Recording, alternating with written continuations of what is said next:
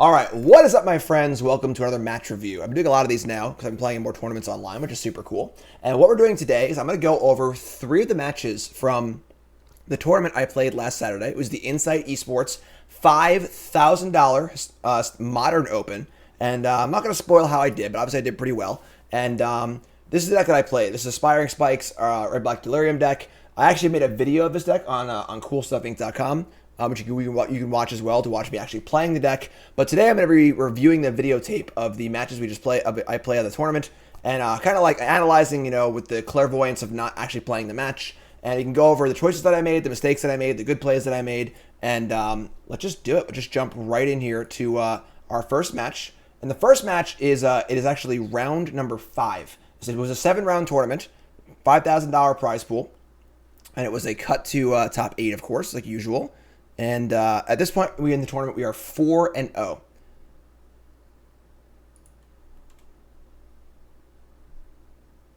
there we go. Okay. And our opponent is playing Naya Enchantress. So, Enchantress deck with Enchantress's Presence and Solitary Confinement and all that stuff, And we are on the... I actually missed it from the player draw, but... hand's pretty good. We got a monkey, we got discard spell, Bauble, Voidwalker, pretty reasonable hand. I think that we're keeping this play or draw. I'm not sure. I think what I'm thinking about here is I haven't kept my hand yet. This is a good trick to do when you're playing in a tournament. Is if you're not sure how, you should always be planning out your first few turns, kind of like what your sequence is going to look like. So, and when you do that, you should be doing that in your mulligan decision, not on turn 1. So if you say keep. You look at your hand and you tank for a minute and then make a play. You're making it very clear that you have a lot of options. Therefore, you're revealing a lot of information about your hand. So instead, in a tournament, what you do is you make those decisions while you're in the mulligan phase. So your opponent thinks you're thinking about keeping a sketchy hand or not, but in reality, all you're thinking about is the Taj and the 10,000, whatever. Bad rounders reference. So that's what you think about it. So the hand's pretty good, and we are on the play, which is great. So you have Turtle Monkey in the play. Very lucky, I know. And I think we're playing the Bauble here, so I'm gonna Bauble them, see what's up. They have a confinement, and just gotta guess Monkey here on turn 1. I mean, there's no. It's also important to think about what cards in your opponent's deck do you need to Thoughtseize or need to discard spell. They don't have any relevant plays on turn 1. The only bad thing here is that they have exactly White Source plus on Thin Ice. That's the only thing they can answer Ragavan on turn 1, and obviously they have it. So, whatever. What are you going to do? Because the thing is, if you wait longer on the monkey, then they would just do other stuff anyway. So, not the best, but not the worst. So, go for it. Missed it. Draw a land. Draw a 1-drop, which is great. So now you can play Channeler and discard spells. So you can play a threat and also look at their stuff. Thoughtseize on top is also great. Keep that one on top. Look at their hand, and their hand is Enchantress's Presence, Sanctum Weaver, Confinement, Sterling Grove, Utopia Sprawl. So now, tough choice here. This Presence is by far their most important card. The most important thing about playing against Enchantresses, just keep them off their engines. All of their cards suck except for their engines. Once they get an Enchantress Presence in play, and all of their cards are cantrips, now they're all busted. But until that happens, all their cards suck. They're just terrible. So, we really want to keep them off it. But we also know we have a Thoughtseize on top. And they have a Sterling Grove here, which can get a new Enchantress thing. So I decided that I'm going to take the Sterling Grove, and then we'll just Thoughtseize again next turn and take the Presence. And also, as Graven Cairns in our hand will allow us to play Voidwalker as well. So even though we want to keep our Presence for sure, Grove is like an additional preference, kinda. So take Grove here, leave them with Confinement. Confinement without an Enchantress effect is nothing. And Sprawl is obviously fine, but whatever. Sanctum Weaver we can kill. So, all right, they don't suck, but they're not cards you would like actively put in your deck. The whole reason the Enchantress deck is good is because of the Enchantress effects. That's the engine. Like any deck that's based on an engine, if you remove the engine, the deck becomes very underpowered. So they play Temple Garden, fire up Utopia Sprawl. Because they fetch planes on turn 1, they can't actually use the mana from Sprawl, which is pretty cool. So, and they say go. So we untap and we draw the Thoughtseize we put on top, which is great. We play Graven Cairns, we fire up the Thoughtseize, and we're Artifact Sorcery right now. We play Voidwalker first, just exile it. Top card is Kolaghan's Command. Now, Kolaghan's Command can kill the Sanctum Weaver and make them discard, which is phenomenal. So, I think this is a good card to keep on top here. Usually, you want to be pretty aggressive with Channeler and try and put the cards in the bin, but look at their hand, and what happened?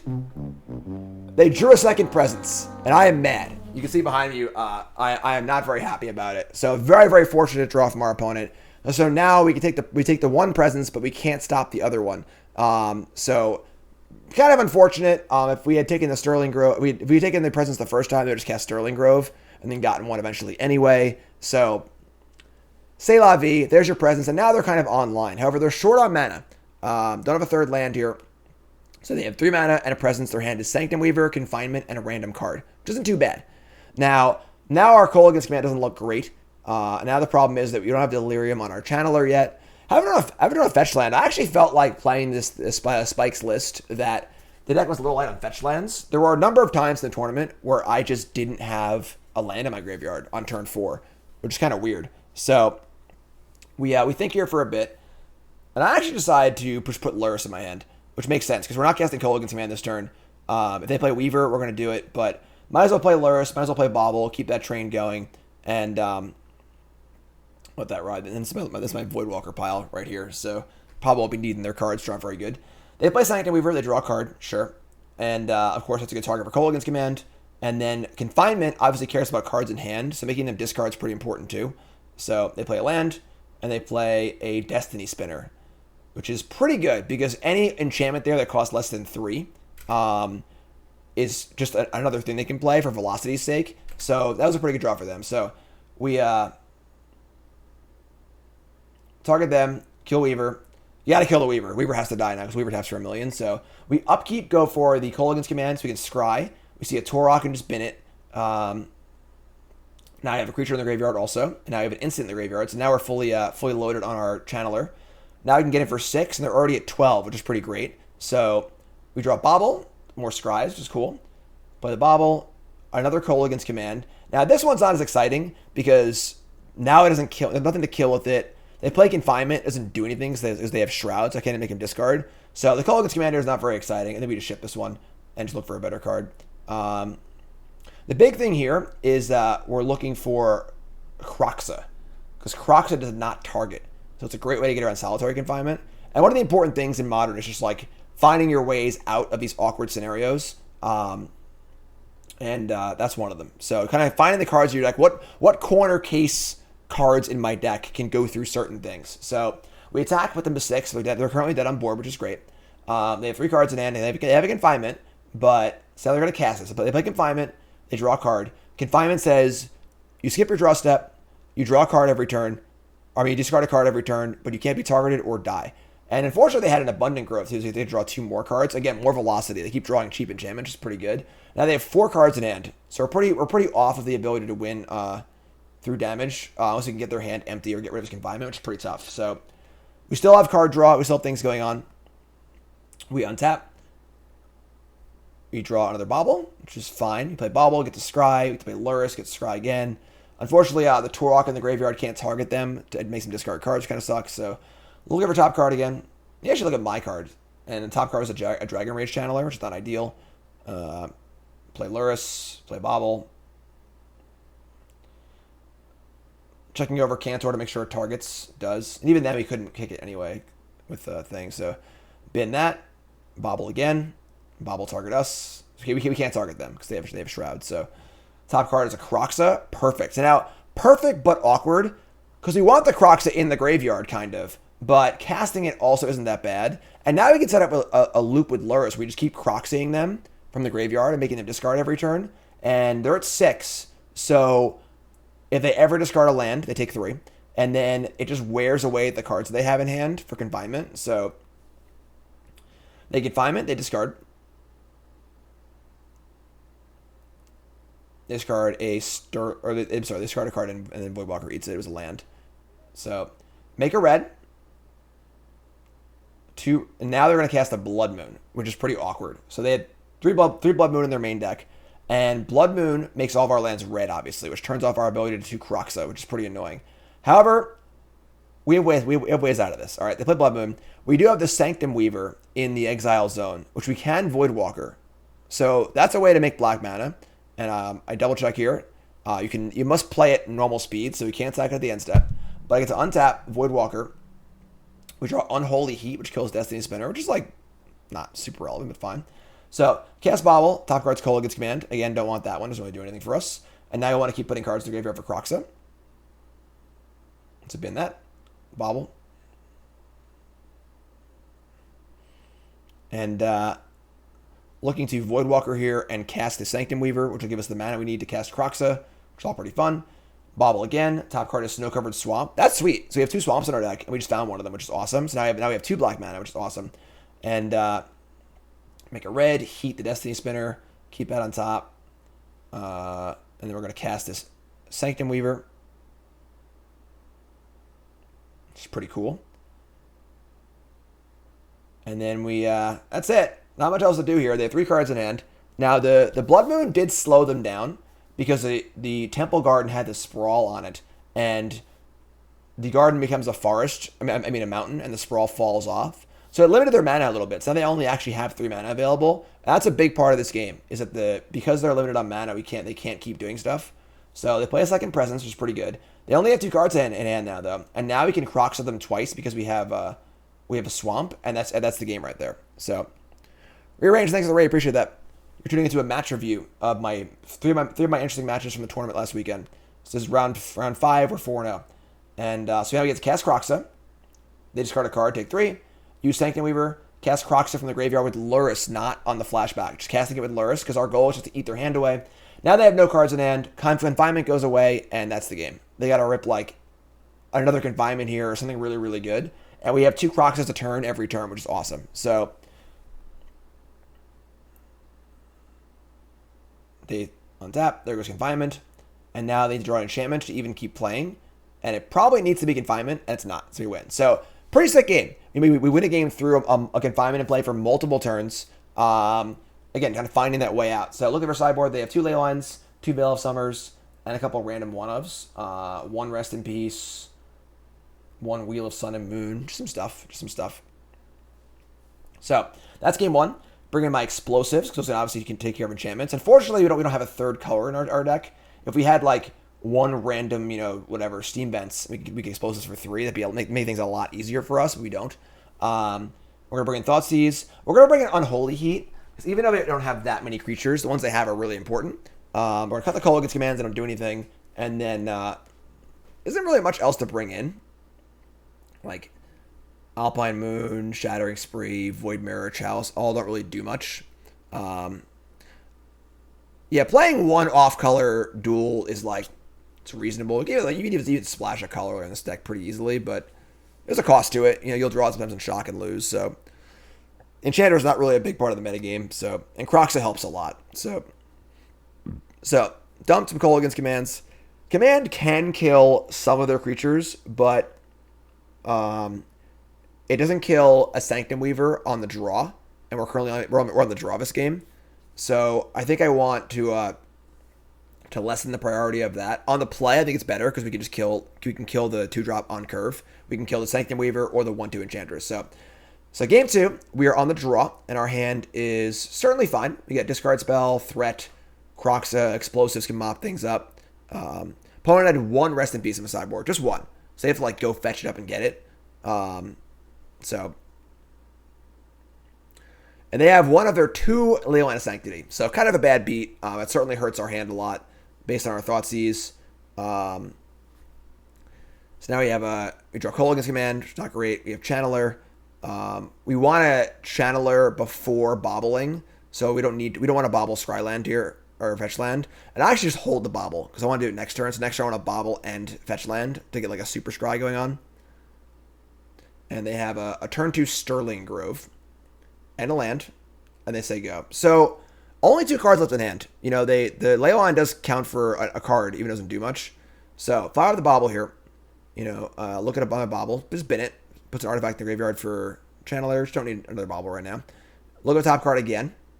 Decide if we're going to fetch or not. No, we're going to fetch first. Okay. I think this is where I decided to Thoughtseize myself, actually. Or Kroxa. Not Kroxa. What are we doing here? I'm not sure what we're doing here. So we look again. Top card's Voidwalker. Don't want that one. Just play Kroxa. Get one of the cards out of their hand. They only have 1 card left now.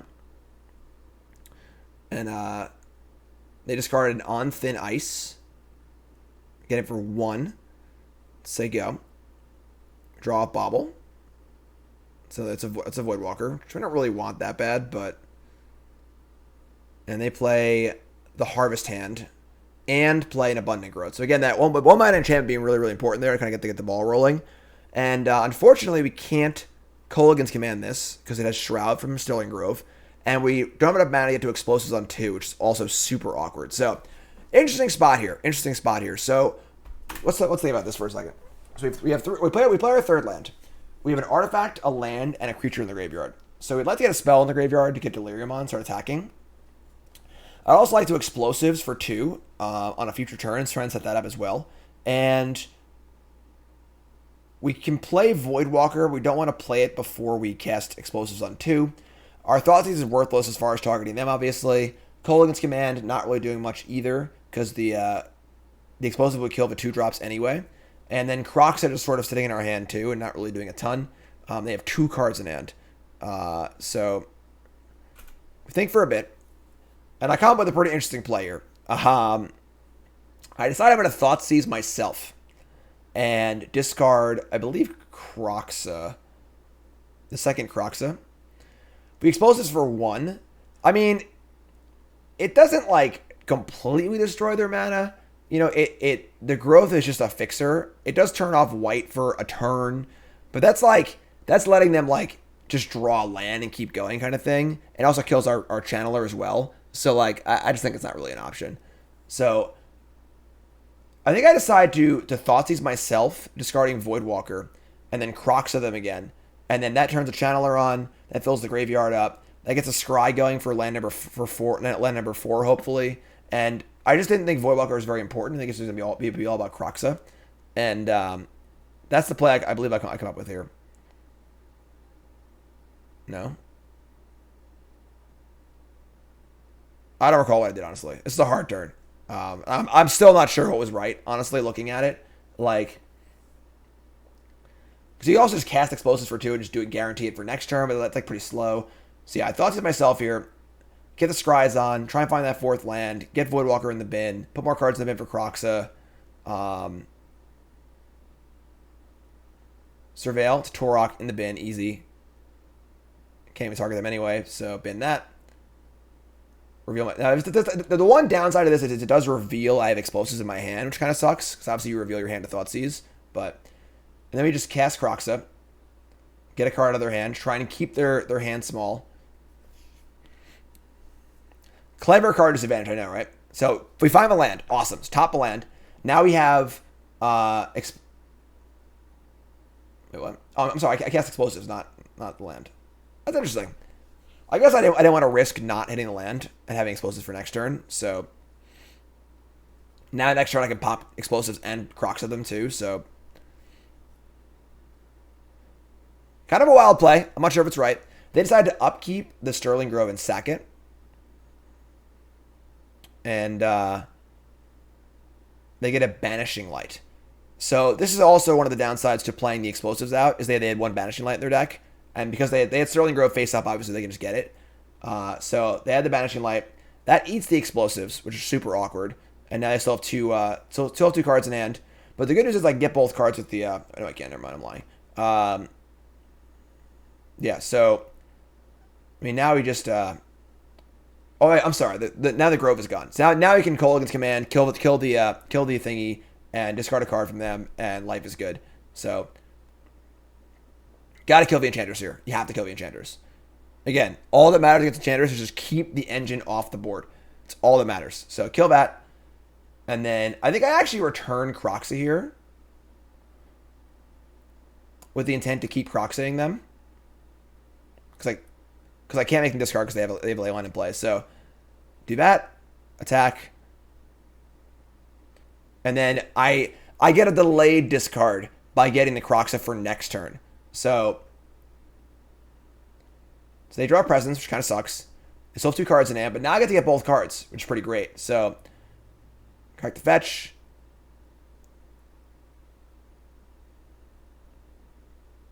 Keep the fetch, whatever. I don't know what matters. So, Kroxa, get that card in your hand. And then Kroxa, get that card in your hand. Also getting Salt number 2 to play on Blood Moon. I kind of doubt they have Blood Moon in their deck anymore, but... So, get in. They got no cards in hand. Obviously, any enchantment's a good draw, but... They draw a Utopia Sprawl, which is pretty good. It's cheap. It's a mana neutral card that draws a card, which is pretty good. So, then they draw a Sanctum Weaver, which is, I guess, annoying. It's a cheap enchantment, but we have the Heat in our hand. So, untap, and I choose to not upkeep the Heat here.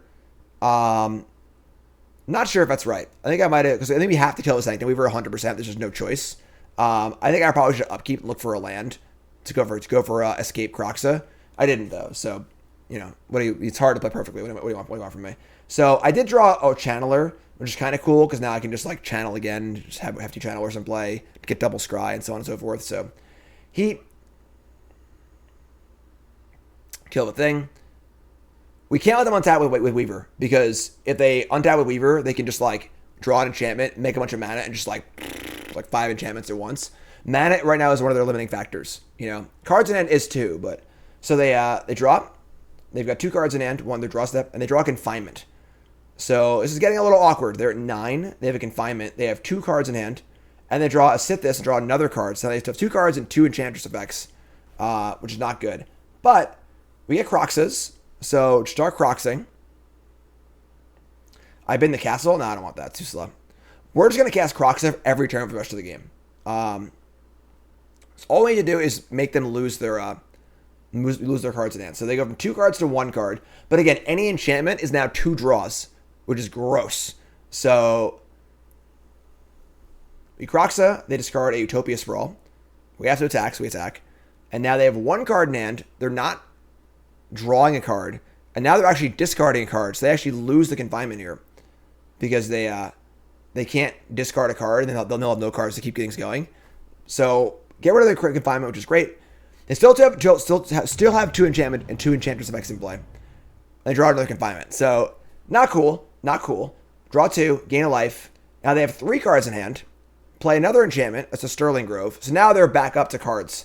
So now they're down. Now they're up to 4 cards in hand.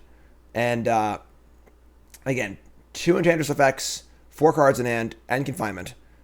Dwight, thanks for the reset. Appreciate that.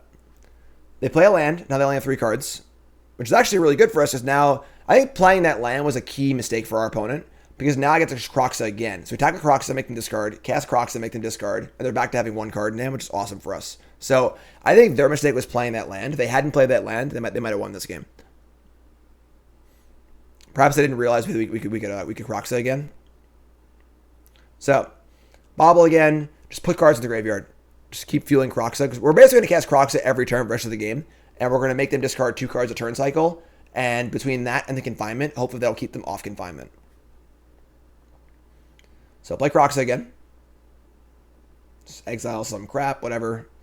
We have Lurrus, but like it doesn't seem like it's going to come up. So whatever. Go through, just figure out what's proper, And if you're tuning in, welcome to the stream. My name's Davis. This is a match review of 3 of my interesting matches from the Insight Esports $5,000 Open from last Saturday. I did well in the tournament, and I wanted to go over my matches. It's been becoming a bit of a tradition here on Monday to kind of do these match reviews. So Kroxa, again, discard another card, and now they go down to only 1 card in hand, and same problem. They can't draw with Confinement, and they have to discard. So if they hadn't played that Temple Garden, I think they would have won this game, unless they ran really bad.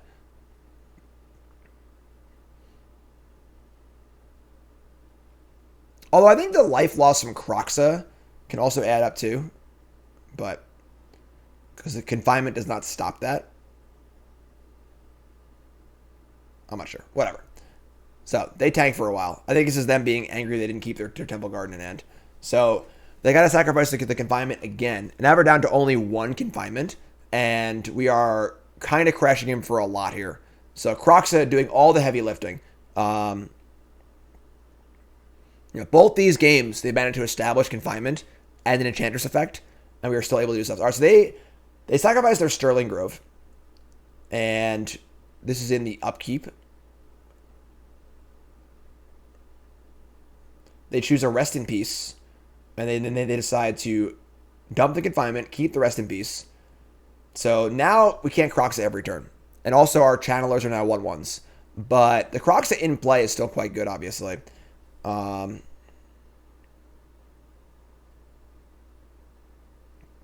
Forest. Make a white. On Thin Ice. So, pretty good hits here. Pretty good hits. Now they've answered the Kroxa also. And now I think we're dead. I think the Rest in Peace and the On Thin Ice does both of it for him. And under their presence, yeah, at this point now we can't really do anything. So these channelers have to go all the way, and it just started to slip away. It was very, very close, but now like none of our cards actually do anything. We've drawn three channelers. We have a Lurrus. Thoughtseize can't target them, so rough loss. Very, very close. Almost beat the confinement and the full set. So game 3. Now we're on the play, which is pretty important. And I think Kolaghan's command comes back in here because it can kill all the 2-drops on curve for value, which is great. And Voidwalker is not particularly good against them. It doesn't really do anything. But I think shaving an Unholy Heat's also fine. So we have discard spells to deal with the creatures. Then we have 4 bolts, 2 heats, and 3 Kolaghan's commands. That's a lot. So, like Kolaghan command on the play, it's important to make sure you're sideboarding for play or draw. On the play. Rockstar resub, thanks so much. Hey Jim, hope you are doing we. Good hand. Who do you think why win the cup? Who do I think will win? Who do I want to win? I want the Canadians to win, but alright, so mulligan to 6, and our hand is pretty good. Double channeler, discard spell, explosives. Hopefully they don't have Leyline, but what are you gonna do? Red Vision, new sub. What's your name? Where are you from? Thanks so much, appreciate it. And so we play channeler on 1. A good start. We have Channeler and then Inquisition on turn 2. That's a lot of surveils. So hopefully we'll have 2 3/3s on turn 2 here. We have Explosives to mop things up a little bit too. Turn 1 Foothills. Sprawl. Draw Kroxa, which is unfortunate because I would have preferred to just hit the Kroxa into our graveyard with the Channeler, but play Channeler, play Kozilek. We are playing getting a swamp to play around Blood Moon. Now, Blood Crypt here is awkward because we kind of want to draw land, but we also just want to put cards in the graveyard for Channelers. So look at their hands: Banishing Light, Thin Ice, Sterling Grove, Sithis. So again, Sithis is the engine piece. Now, Banishing Light and On Thin Ice do answer both of our things, and they also have a Sterling Grove too. But if they just go land, Sithis, On Thin Ice, and draw a card, that's pretty busted. We can't let them do that. So, unfortunately, they have answers to our stuff. We also have explosives to clear things up as well, too. So, they untap. They play Sterling Grove. They play Temple Garden.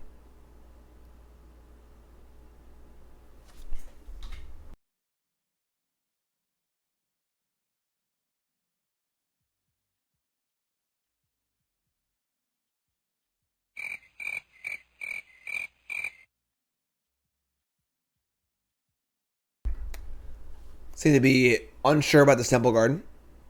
They could have played an On Thin Ice and just eaten something. They chose not to. We draw Inquisition of Kozilek. Pretty good draw. We see a Bauble on top. Bin that one immediately. Go to get Delirium.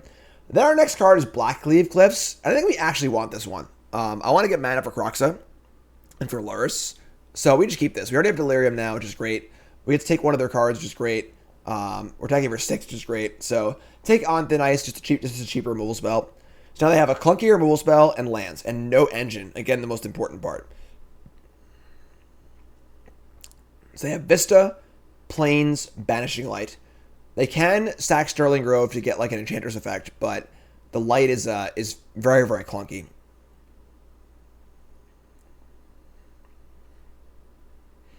They're at 12, so 2-turn clock again. Barring Banishing Light, of course.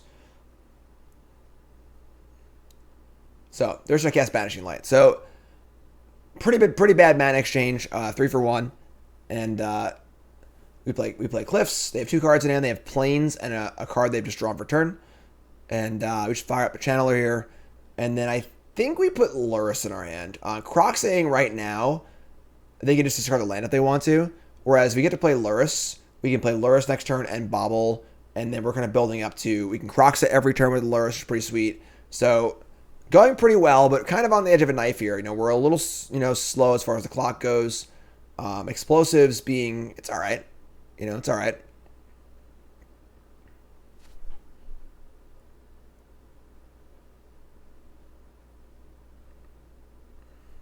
Probably up the speed like a little bit, but...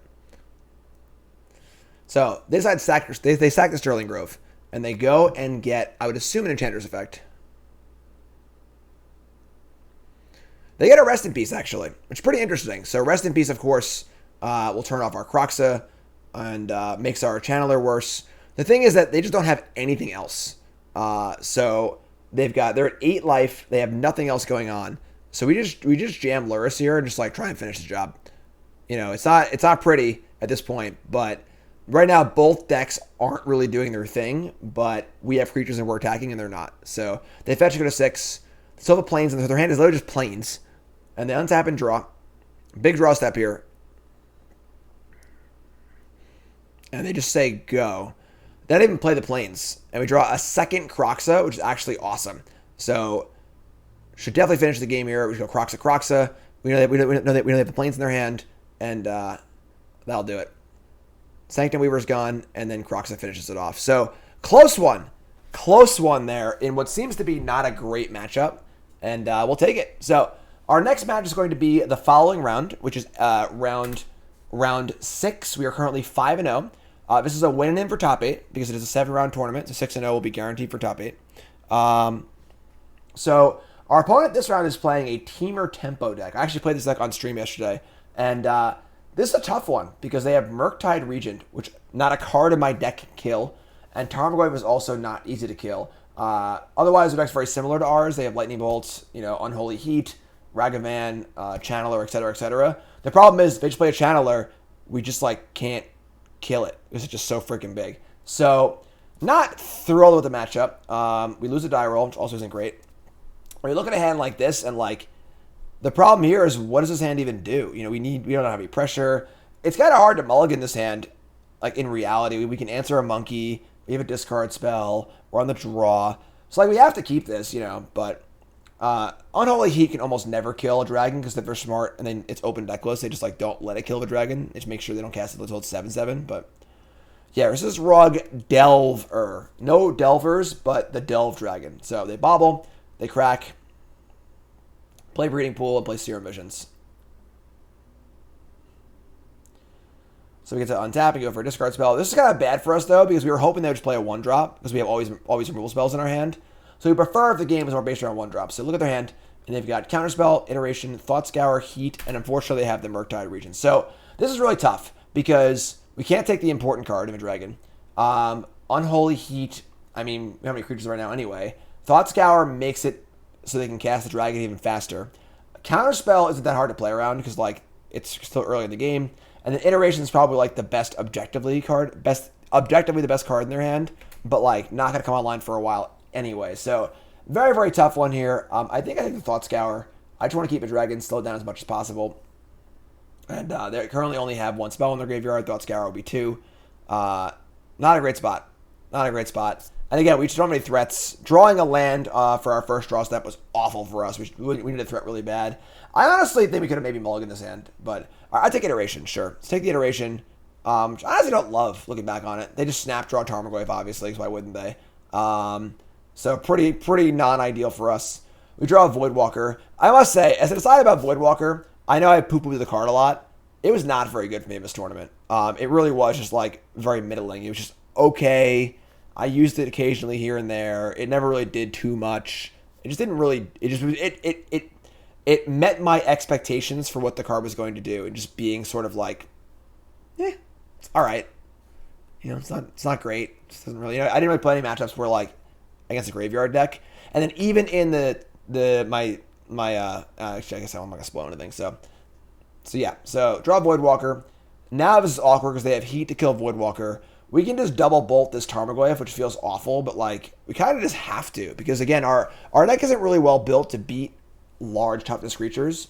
Unholy Heat's our only way to do it, and then we don't have the tools to do that yet. So bad hand, kind of kept it. I think it was all right. 2 pretty bad draws, some good draws from our opponent.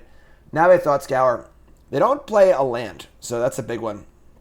And no land means no dragons. We get to Voidwalker here and then Heat the monkey. Of course, they have their own Heat and they have a Murktide Regent, so all you need to do is draw a land for that or just cast the Murktide. And either scenario is very bad for us. So we decide to bolt. and Scour. They draw land, but we just have 2 lands in our hand. So, like, well, we have 3 lands in our hand. Sorry, just kidding. So, pretty rough game here. I mean, like, we just didn't draw particularly well this game at all. We kept a kind of hand. It really didn't pan out very well. And then our opponents kind of hit their marks in most spots. And now they get to play a Murktide, which is going to be absolutely monstrous. It's going to be a 7/7, I believe. And not ideal. Not ideal. If they have a land here, they can have counterspell up too. I would agree with that statement that the green splash wasn't very good. It just seems unnecessary in their deck. So, draw Channeler. And I mean, now you can just like Lurrus and play the Voidwalker from the graveyard. Of course, the problem here is that they're just at 16 and we're at 18 and they have a 7/7 in play. So, the thing is that I mean, again, this is Aspiring Spike's list. It's not my list, so I just took it. Going forward, I think you want cards that can kill a large mana-costed large creature. But I didn't have that for this tournament, you know? So, Tarmogoyf, we draw Tourach, which honestly isn't bad. So, we get to Tourach them, look at the cards of Voidwalker, and they exile a Counterspell and a Channeler. And we had an Unholy Heat from an earlier turn. So we actually get to use the Voidwalker and Unholy Heat their Tarmogoyf, which is kind of cool. But we're still kind of like behind the 7/7 dragon pretty bad. Doomblade back on the menu. So cast the Heat, kill with Tarmogoyf, Surveil, Channeler, bin it. And then we have 7 power on the board. They have 7 power, but we're also at 11 and they're at 16 and we're kind of dying. So they get it for 7. We chump block, because what else are we going to do? And we have a 4/3, they're 7/7. We draw a Monkey, which is a pretty good draw, actually. They have no cards in hand. So Monkey gives us a haste threat, turns the clock a little bit. We get him for 6 here, put them to 10. And this is actually starting to look like kind of okay. Monkey reveals a land. I think if Monkey had a spell there, he might have been all right. Like, he hit like a Glaive or something like that. So they fetch, no cards in hand. They play a Bauble. Get it for 7. And the race is on. We got to figure out a way to win this game next turn. So we draw. It's Tourach. Redundant. Not good. Fire up the Ragavan. And we need a Lightning Bolt. We need a Lightning Bolt from our opponent's deck or like a Serum Visions for a redraw. Get in. 3 damage. Trigger reveals a Mishra's Bauble. So a slow draw. Play the Bauble. Look at their top card. It's a Lightning Bolt. We just missed it. Just missed it. But we still have a draw on our turn. We can draw a Lightning Bolt to win the game. And we draw land. So, considering how badly that game was going, we actually sort of like were in it for a turn or two there. The Ragavan draw was very big, but look at sideboard. They don't have much for us, honestly. They have like some endurances, which they can't really pitch. Subtleties, not much. The problem is their main deck just seems really, really good against us. So, you bring in the last Heat, bring in a Thoughtseize, we need Answers to Dragon. And then I think we shave some Kolaghan's Commands, because Kolaghan's Command doesn't really kill much. It can kill a Monkey. That's basically it. And then recurring creatures is like, I mean, it's just whatever. It's not like that good. So, cut the clunky Kolaghan's Commands. I bring in the Thoughtseize, deal the Dragon, the last Unholy Heat, and then I bring in an Unearth. Because they're going to kill my stuff, and they're not going to hate my graveyard, so Unearth seems pretty fun. So, win the die roll, on the play. And our hand is a lot better than it was last game, that's for sure. So, we have Monkey on 1, we have Kroxa, Thoughtseize, Tourach, and now the decision point here, once again, don't keep your mulligan, decide how you're going to play your hand out first. Is do I want a Monkey on 1, or do I want a Thoughtseize on 1, and then dash on 2? And problem here is if I play Monkey, and they have a kill spell, our hand kind of falls apart a little bit. So I guess Thoughtseize. I'm a safe player, not a swing for the hills player. So look at their hand. It's Unholy Heat, Tarmogoyf, Bauble, Endurance. So they had their rule spell that would have killed my Monkey, and then Endurance is like they can only really cast it, and now we know about it. Isn't that bad? So pretty easy Heat here, I think. Don't currently have an answer to Tarmogoyf. We can like dash the Monkey next turn. We are building up to a Tourach, or building up to Kroxa. Both pretty cool. So, I think we're happy taking Heat here. Just trying to Monkey him next turn.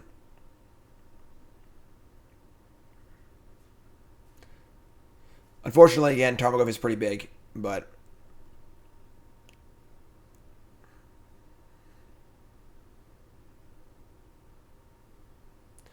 So they Bauble. They look at something. I don't even know. Play Tarn. So they go. So draw a Bauble. Crack the fetch in response. Which is kind of weird because, like, what if they drew a Bolt there, you know? And we draw an Inquisition. So now our options are, now we can just play Ragavan and just cast it and discard the Goyf. Or we can just dash and use the mana from Ragavan to do that as well. We had a Bauble, Mise, super lucky. It's the only card we could play in their entire deck. And then look at that. And then we fire off the Inquisition here, take the Tarmogoyf, and just try and keep on rolling. And we do. But they drew a Murktide Regent. So Murktide, of course, very good. The good news is they only have one spell in their graveyard. But Murktide's obviously pretty damn good. So take the Goyf. And now that's enough cards for them to Murktide. So unfortunately, Ragavan's probably off the menu. But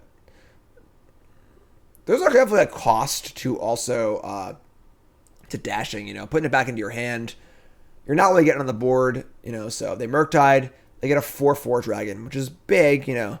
Their hand is land endurance. So crack the fetch, just play Voidwalker and Ragavan here. We'd like to draw land and be able to Tourach kick, which would be nice. They shock in a Stomping Ground, they attack. Of course, endurance can now come down to block more stuff, which is a problem. We draw the land, which is cool. So now you can just fire up the Tourach. And Tourach was pretty impressive. I don't think you want too many of them, but they have Counterspell. But now this is good because now I can fire in the freaking the monkey and get it for a hit, which is nice. So the good news here is also, so now that the Counterspell was cast, our Voidwalker is actually a free Counterspell. So I decided to leave the Voidwalker untapped and keep Voidwalker untapped. Now we have access to Counterspell whenever we want it, and the Walker can counter the Endurance next turn, and it felt better to me to have a Walker be a Counterspell because it wouldn't matter next turn. So if they were lower at life, I would just try and race, but want to leave Walker back for Counterspell, get him a monkey,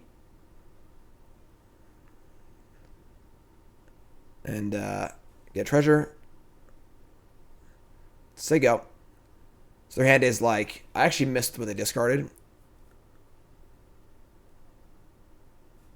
Later Lord Dragon. Play land. And now, can they even attack anymore? No, they can't. So we can counterspell their endurance. And the dragon has to play defense against Ragavan. So this all looks pretty reasonable. You know, now we can like double Kroxa. We can Lurrus to hand. I think Lurrusing to hand is pretty good. Fire up a Kroxa. See what they discard.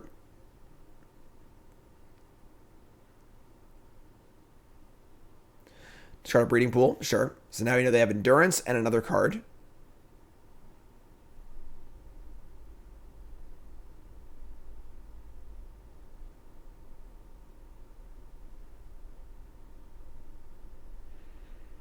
So the options here are to Kroxa or to put the Lurrus into hand.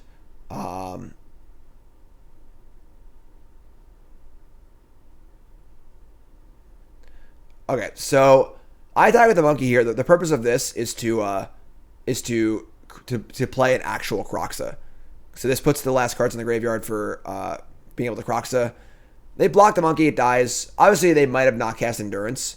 So they fetch, get a duel, or an island, sure. They block the monkey. We get to play a 6/6 Kroxa, make them discard their last card, and then hopefully win the race here. They have a 4/4, now I have a 6/6. So we want to keep the 1 mana creature in the graveyard for Lurrus, I think. There's Kroxa. Discard a card.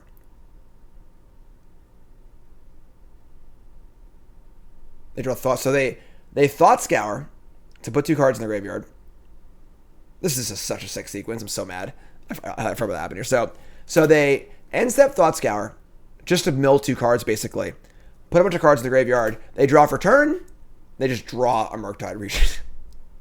Which is just gross. Like, because the Murktide grows the other Murktide. So, like, they played a 6/6 and grow the thing to a 7/7. And, like, totally swing the race here. Like, just unbelievable draw. Just runner. If it didn't draw the cast Thought Scour, they wouldn't have enough cards to Murktide. Just unreal. Unbelievably unbelievable. So now we just lose the game, and then that's it. We just lose. So pretty gross. We almost beat the dragon 2 games in a row, but just a little too close, you know. If we ever able to kill the dragon, we would have won easily, but dragon was just unstoppable. So they just block here. Now they have a 7/7, and we just can't win. So pretty tough loss. Definitely, unfavored in the matchup for sure. And then could have run a little bit better in certain spots, but that's okay. So this was my first loss. So I went to 5-1. They just drew another dragon too. Sicko. So we lose that match. So we're going to skip ahead here. In the last round of a Swiss, I got obliterated by Jund Shadow, which makes a lot of sense because we were just complaining about how he couldn't kill a dragon. The only removal spells in our deck are Bolt, Unholy Fire, and Kolaghan's Command.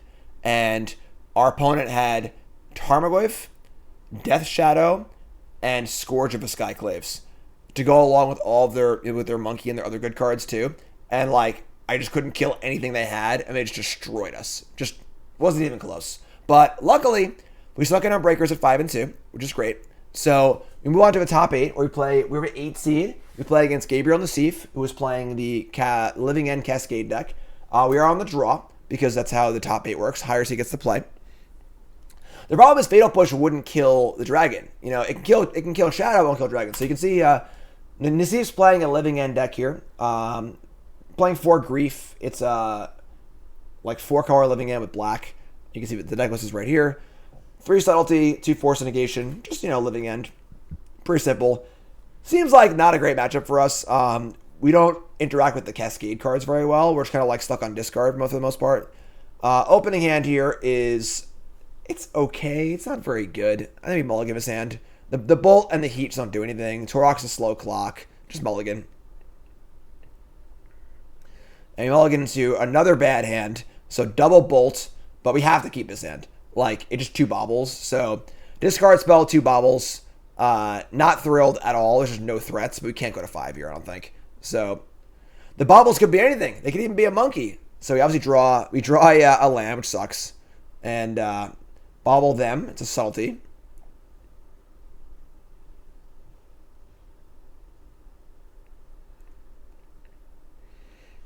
Play other bauble. Look at our card.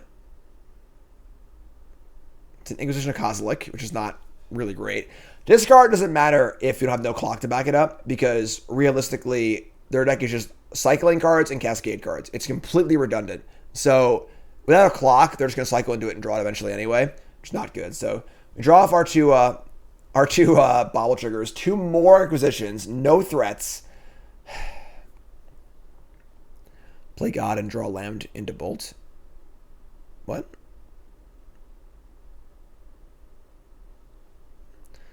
Where's Dauthi Voidwalker that matters? Yeah, right?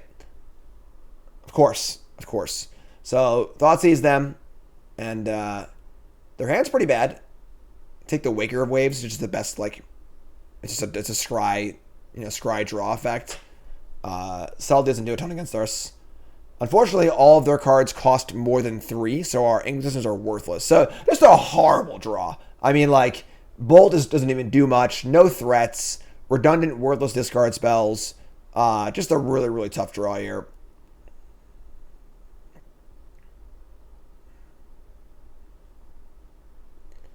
So draw Tourach, and Tourach's not bad. We could just cast Tourach as a 2/1 and then cast the Inquisition. And I guess the Tourach also does trigger off cycles too. But they could have just cast Subtlety on it and killed it. So I play Lurrus. I think it could go either way there, honestly. But they had the outburst anyway, so didn't have it. Drew right into it the next turn. Yeah, pretty gross game on all fronts. Nassif drew really, really well, and I drew really, really badly. So not a very fun first game there, but we get sideboard. We get some cards to bring in. Void Mirror will counter. So you can see Nassif's got Fairy Macabre, Foundation Breaker, Force Negation, Ingot Chewer, and then a couple random one-ofs. And we have some good cards to bring in. We have to bring in Void Mirror, which will counter all cascaded spells because no mana was cast for them. And then we have Chalice the Void on 0, can also counter Living End, which is great. And then the rest isn't very good, but that's still 3 excellent, excellent hate pieces. 1 is free and 1 costs 2.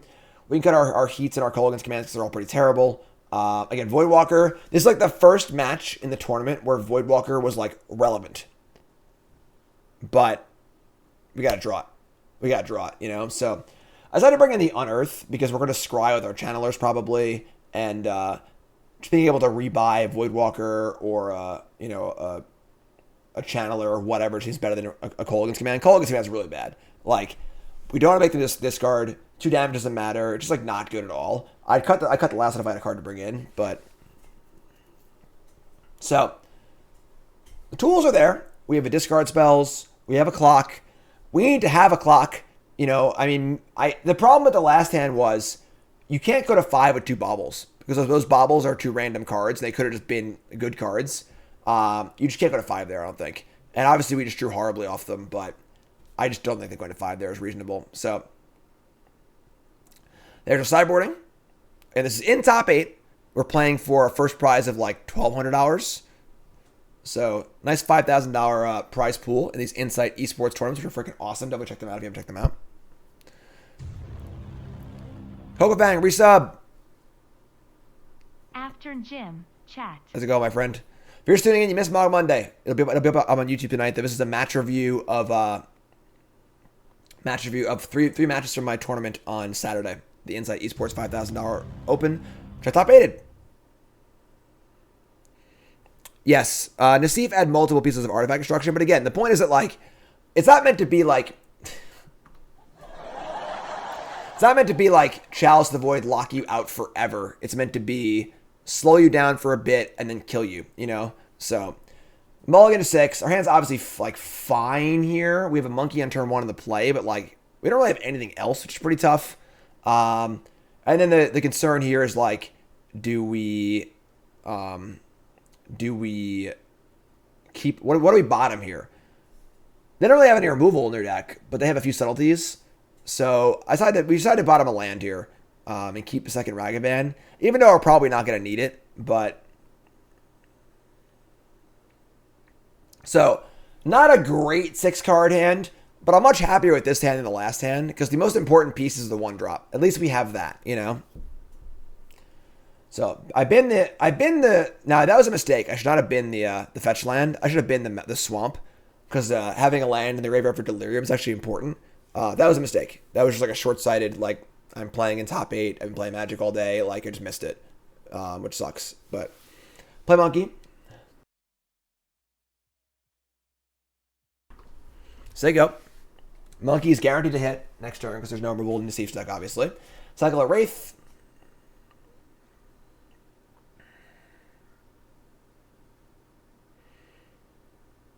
It's 5 o'clock already? Jesus. Again, just fetching, lands here, so we keep cycle some cards. We draw Lightning Bolt, so attack a Monkey. Make a treasure, and we get a Violent Outburst.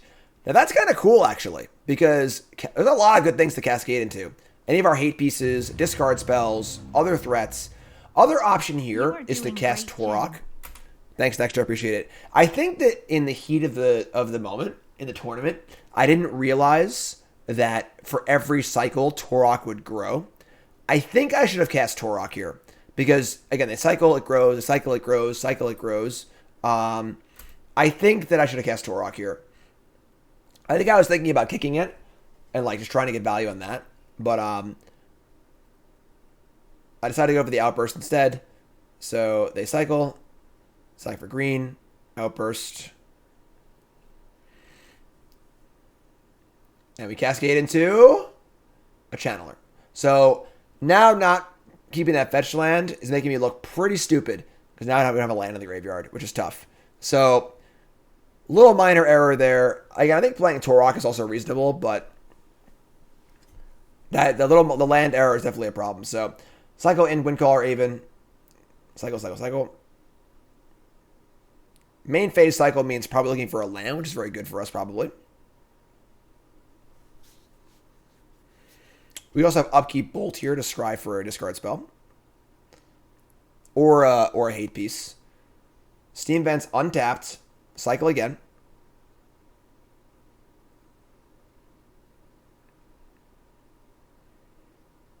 Yes, Gray, you're right. I shouldn't have just, for a second I thought that I could outburst on their turn to play around Force Negation, but obviously I can't do that because that's not how Ragavan works. And I kind of like realized that as I was like passing the turn to the end step. They were going to cycle anyway, obviously, so it ended up being fine, but you're correct. I should have let the cycle resolve and then outbursted trying to discard. Just little things. Playing Magic well is very difficult. These little things are easy to catch after the fact. But in the heat of a tournament, you've been playing for 8 rounds, there's pressures, money on the line. It's tough, it's tough. If you haven't played at a big top 8 for a lot of money, it's like, it's hard to really quantify. There's a lot of, it's very easy, you see that, armchair quarterbacks or whatever, it don't necessarily, I'm not saying you're doing that, but I'm saying that, it's, because the whole point is to analyze all my mistakes, but there's a real tangible aspect to playing in a tournament. You're in top 8. You're playing against a good player. There's a lot of money on the line, and that really does chop your skill down, a bit. You just miss things sometimes. So, but absolutely correct. And the whole point of what we're doing right now is to notice those things, try and improve next time. So they cycle, they say go. We're going to upkeep Bolt here because we're looking for, so the two choices here are, we could just make a treasure and kick Tourach. The problem is, if we kick Tourach, they have 7 cards in their hand. So the odds of hitting their Cascade spell is not very good. So I'd much rather just go upkeep Bolt. We get a Scry. We get 2 looks at a discard spell or a hate piece. It also does some damage too, and fill the graveyard up too. So hit a Kroxa, put in the bin. Not very good, but Kroxa, another Bolt. And now our options are, at what point do I want to Bolt them? So now we have, if we had that land in the graveyard, we would probably be in a lot better shape here, which kind of sucks. Yeah, if we played with Tourach, we'd have been in a lot better shape. A lot better shape for sure. I think that was also a mistake too. So a lot of little tiny minor mistakes here. So fire off the attack. I decided not to Bolt because there's no guarantee I'm getting Delirium. And it's actually impossible to get Delirium. So we hit a Charlotte's Agent, can't cast that one. So we just say go.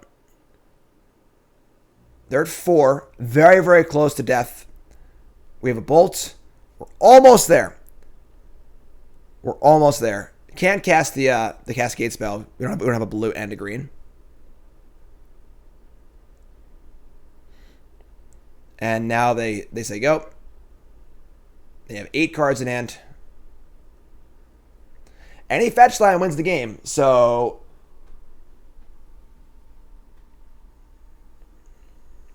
Nassif, obviously not known for being a fast player, so suspense. There I am. Look at me. I pick my nose. Pick my nose. Stay still, Jim. Try to pick your nose. Gross. Cycle Wraith, you're dead. Get off my plane. So, decent draw on the play. Not a great draw, honestly. Our hand was okay. And we didn't even play that well. We really like missed a few little minutia things. I wish I had realized the Tourach thing in the thing. So we take game 2. Now we're on the draw though. Now we're on the draw, and much worse than the draw. I cut a Tourach. No, Jim, you suck so bad. What are you doing?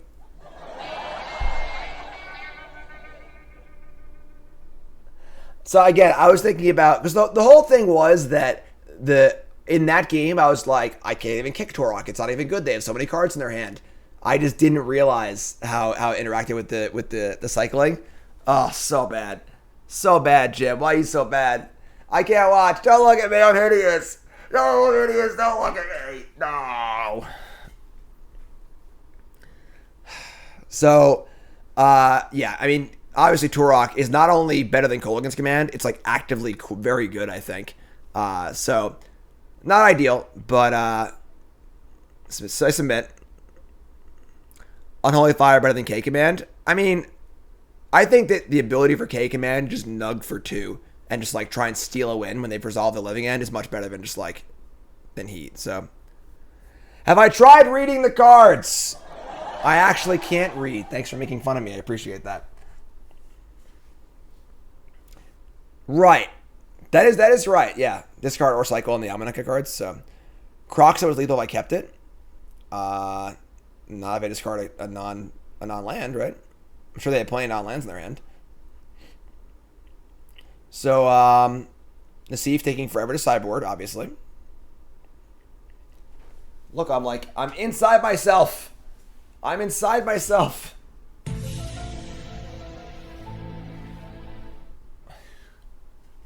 Game 3 for all the marbles. Game 3, big match here. And we draw a hand that's all discard and no threats. You cannot keep this hand on the draw. Can't keep it. Just can't do it. No threats. One land. Now we mulligan to a hand. It's actually really good. So this hand's great. We have Ragavan. We have Void Mirror. We've got discard spells. Dump the Bauble here. It's just redundant. We don't need it. This is a great, great hand on the draw. So despite all the terrible hands so far in this match, this one's really, really good. So Spiral of Canal. Saying go. Or whatever, cycling. Sure. So we get to untap my monkey. We want to fetch. Oh, they're gonna grief. They're gonna grief us. The old griefs. The old griefster. So grief here is pretty bad for us. Obviously, our hand is predicated a lot on Mirror and Ragavan. The good news is that like Ragavan plus Thoughtseize is still good. Mirror plus Thoughtseize is like it's not necessarily great, but still fine. So tough choice here what to take. No real answer to Ragavan. And I played pretty bad that last game. It's not good. It's not good. Thinking. I just saw myself hit the soundboard on the thing. This ain't live. Nope. This is if you're just sitting welcome to the stream. Mog Monday already happened. Look for it tonight on YouTube. I'm going over a few of my matches from the Insight Esports $5,000 Open on Saturday, which I top 8 as you can see. Take the Void Mirror. So take Void Mirror. We're gonna play the fetch here. So I have the option to do a double Blood Crypt next turn and Thoughtseize maybe. Play Ragavan, say go. So now we have Ragavan double Thoughtseize is still a really good hand. You know? So play Ragavan, say go. Monkey.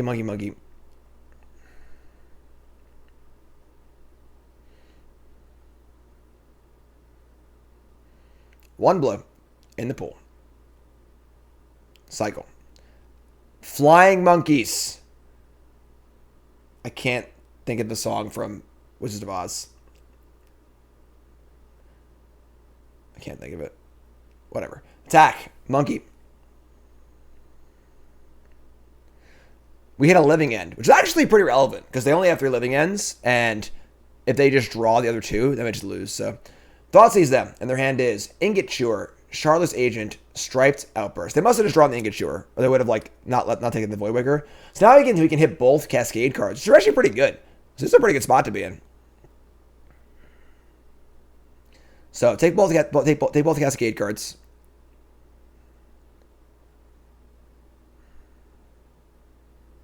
And now they have a Cycler, an Ingot Chewer. Most important, Gabe does not have a 3rd land or a Cascade card. So they need to put together multiple things here to make this work.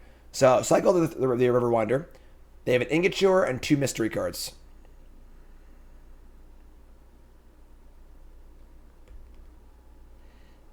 They draw a land.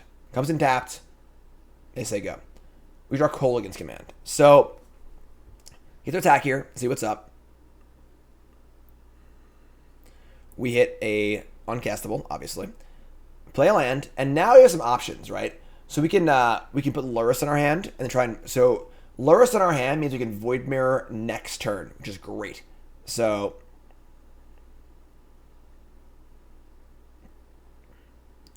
cycle. Grief. So ran off 2 black cards in a row for Grief. Kind of annoying, but the reality is that like we have Kolaghan's Command to return the Lurrus either way. So either way, we're like setting up Void Mirror while also Ragavaning them. They still only have one card left, and it's Ingot Chewer. So we're still in pretty good shape here.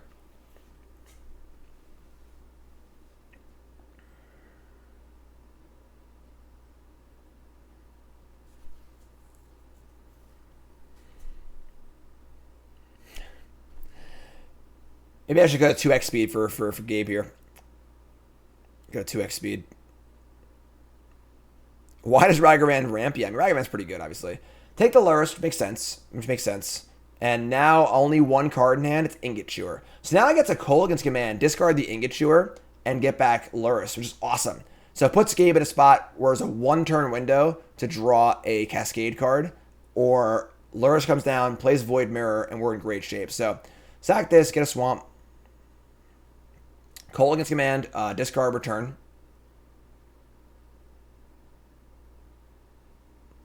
Return Lurrus, discard. And we can just cast Lurrus here too, just it's more of a clock too. So play Lurrus. And we got 1 turn, folks. No cards in hand, only 3 lands in play, so can't even cycle into a redraw.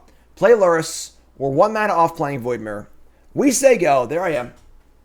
And if we get to untap, we get to cast Void Mirror. Attack with for 5. We got a bolt lined up. And everything's all good to go. 2 Cascade cards already in the graveyard. And Charles Agent and Violent Outburst. And now we'll just sit here and wait and see what happens. So we're in Necease in the upkeep. It's an important spot to be on your own turn when you have no cards in hand. Getting his Cascade mana ready. Yeah, getting the Ultimatum mana. Yeah. Yeah. So, spoilers.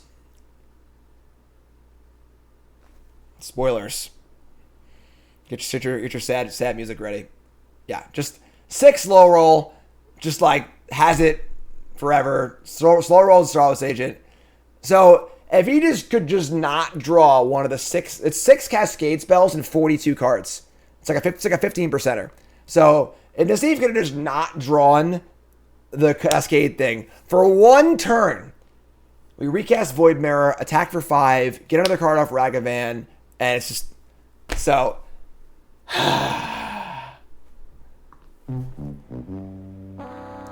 Pretty tough. So I bolt my own Lurrus, so it comes back with, but this doesn't matter. So it's just 100 creatures here anyway. So yeah, I mean, pretty frustrating. Obviously, not the way you want to go out. But what are you gonna do? That's tournament magic. Gabe's obviously very good, so it is what it is. But yeah, so that's my tournament. I lost in top 8. I won $200, and still a good event, So cast Void Mirror from the graveyard and concede. So sad.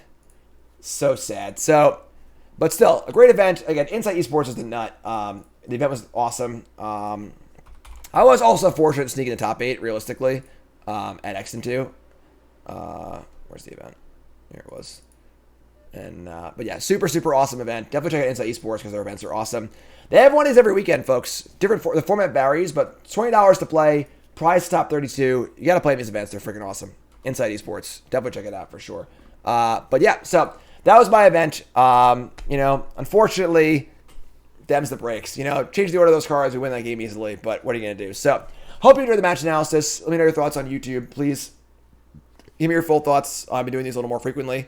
Feedback seems pretty good on them, so let me know. Make sure you like, comment, subscribe, all the buttons, do all the things you're supposed to do on YouTube. And YouTube, thanks for watching. I appreciate it.